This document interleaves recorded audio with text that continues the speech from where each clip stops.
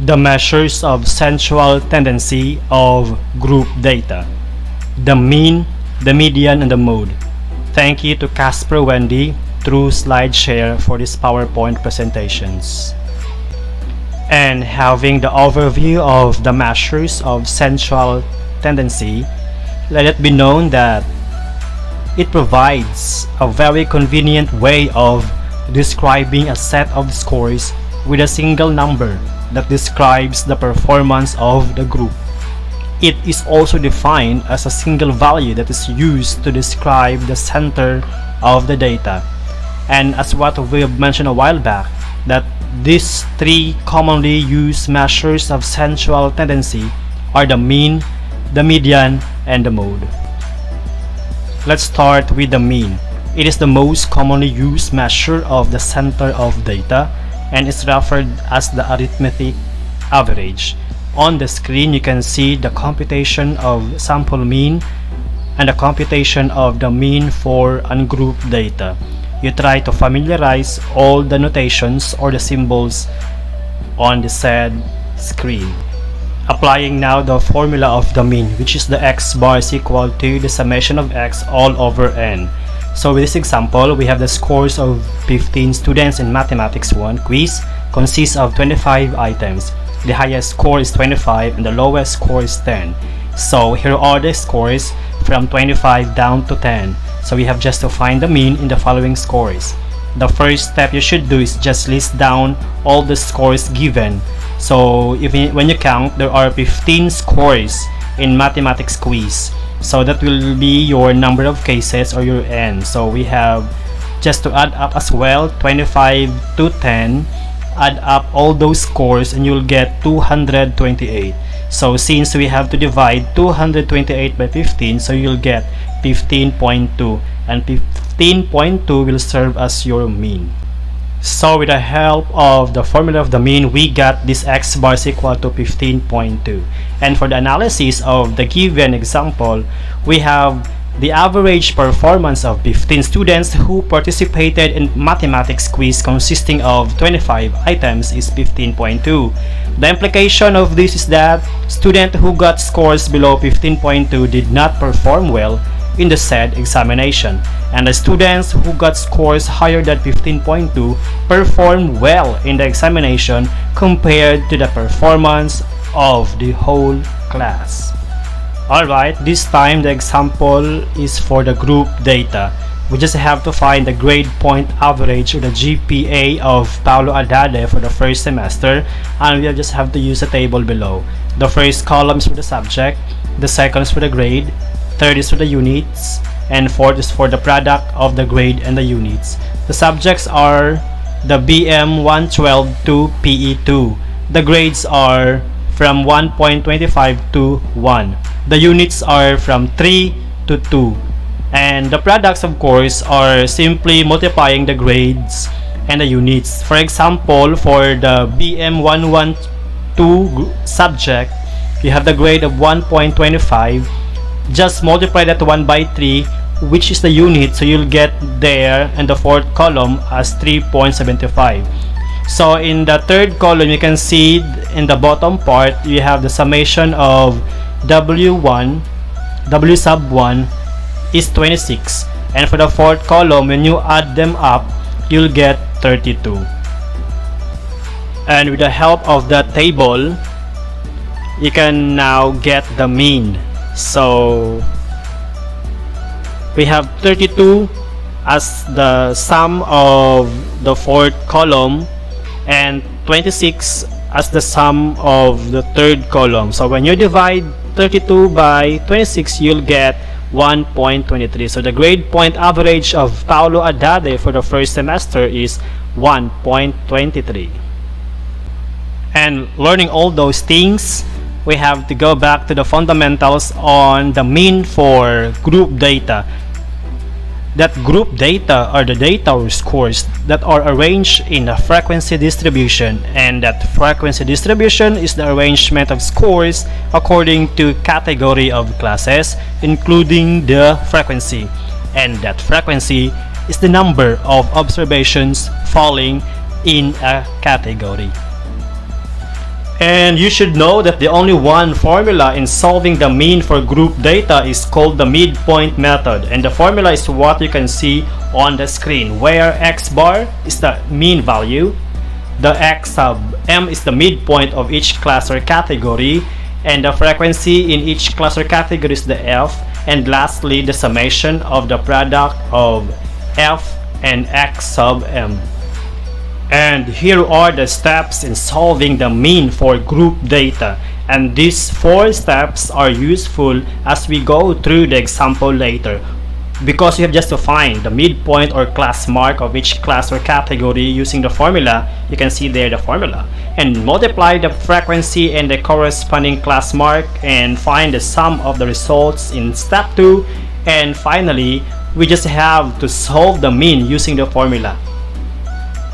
And I hope that you can remember the 4 steps in the formula given to you a while back with this example, where the scores of 40 students in a science class consists of 60 items and they are tabulated below. And in the table, you can see 4 columns. We have the x, the f, the x sub m, and the product of f and x sub m. Such table represents the group data that somehow presents the frequency distribution. So for you to be guided, please keep focus on row 1. This will help you on how to complete such table. So you can see there the category of the score 10 to 14, that out of 40 students, there are 5 of them got this category. And for the x sub m, which is the midpoint, so you just add up 10 and 14, which will give you 24 divided by 2, it will give you 12. So that will be explained by the formula of the midpoint. And for the product of f and x sub m, just multiply the f and the x sub m on row 1, which is 5 and 12. So when you multiply 5 times 12, it will give you 60. So for you to understand, on the last part or the bottom part of the table, you can see there the summation. That is 1345. Just add up all, and finally out of that example we have the analysis that the mean performance of 40 students in science quiz is 33.63. Those students who got scores below that did not perform well in the said examination, while those students who got scores above that perform well. And with all the series of calculations, we have the properties of the mean to be banking on. First, it measures stability, because mean is the most stable among other measures of central tendency, because every score contributes to the value of the mean. Second, the sum of each score's distance from the mean is 0, and it may easily affected by the extreme scores, and it can be applied to interval level of measurement and be an actual score in a distribution. And lastly, it is very easy to compute. And I think this question has arrived to your mind this time. When to use the mean? Simply, it is when sampling stability is desired, and it is when other measures are to be computed, such as standard deviation, coefficient of variation, and skewness. And we are now down to the second measures of central tendency, median. Median is what divides the scores in the distribution into 2 equal parts. That is, 50% lies below the median value and 50% lies above the median value. It is also known as the middle score or the 50th percentile. And before we go further, let's take a tour on the median of ungrouped data, which has 2 steps. Firstly, arrange the scores from lowest to highest or highest to lowest, that is vice versa. Secondly, just determine the middlemost score in a distribution if n is an odd number, and get the average of the 2 middlemost scores if n is an even number. Let's take a look on this example in finding median of ungrouped data. So we have the scores of 7 students in English class. So 7 students mean 7 scores, and 7 is an odd number. So therefore, you just have to look for the middlemost. So out of the 7 scores given, 15 is the middlemost. And how about this example? We have just to find the median score of 8 students in an English class. So 8 students mean 8 scores. 8 is an even, so apply the formula whenever you have n, which is even. So after arranging from highest to lowest or lowest to highest, vice versa, we have 16 and 15 there as the middlemost. So add them up, then divide by 2, so you'll get 15.5 as the median. And leading now to the focus of this lesson, we have the median of group data. You can find here the formula where x tilde is the median value, the capital MC is the median, where the category is containing the ratio of n and 2, the L sub b is the lower boundary of the median class MC, and the CFP the cumulative frequency before the median class. If the scores are arranged from lowest to highest value, the FM is the frequency of the median class, and the CI the size of the class interval. And here are the steps in solving median for group data, and we have 4 steps for that. And I'd like to remind you that on this screen we can find a lot of symbols which are also be found on the table to be completed. So just have to complete the table. We have just to get the n over 2. We have just to determine the L sub b, the CFP, FM, and CI, and finally solve the median using the formula. This time, let's try to unlock this example. The scores of 40 students in a science class consist of 60 items, and they are tabulated below. The highest score is 54 and the lowest score is 10. So in the given table, you can see there are 3 columns for the classes, for the frequency, and for the cumulative frequency from the bottom. To check it out for the class interval, try to focus on the first row, first column, class of 10 to 14. You can figure out that it has 5 as the interval. The same concept down to 50 to 54. And for the frequency, n is 40. So out of 40, we have 5 learners or 5 students who got the said class 10 to 14. The same concept again to complete the table for columns 1 and 2. And applying now the formula for the median of group data, you try to notice that each element or term of the formula is calculated. So every number in there is referred to the given table above. So after identifying those terms or those figures, you have just to plug in or substitute for you to get the value of the median. And with all those things about median, this time we have to conclude abiding with these properties of such.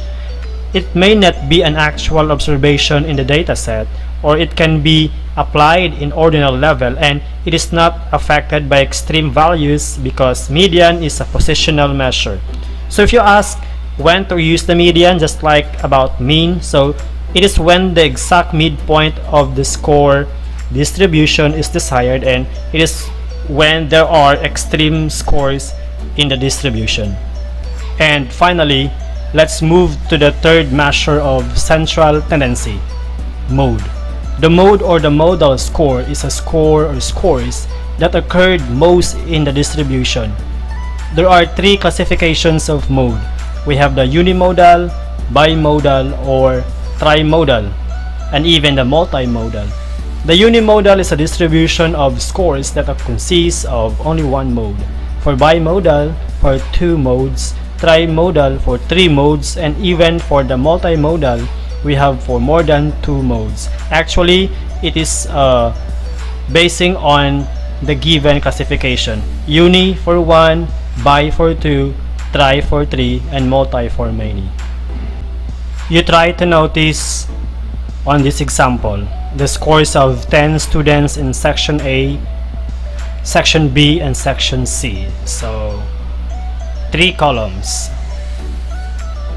Try to explore in identifying the mode of each column.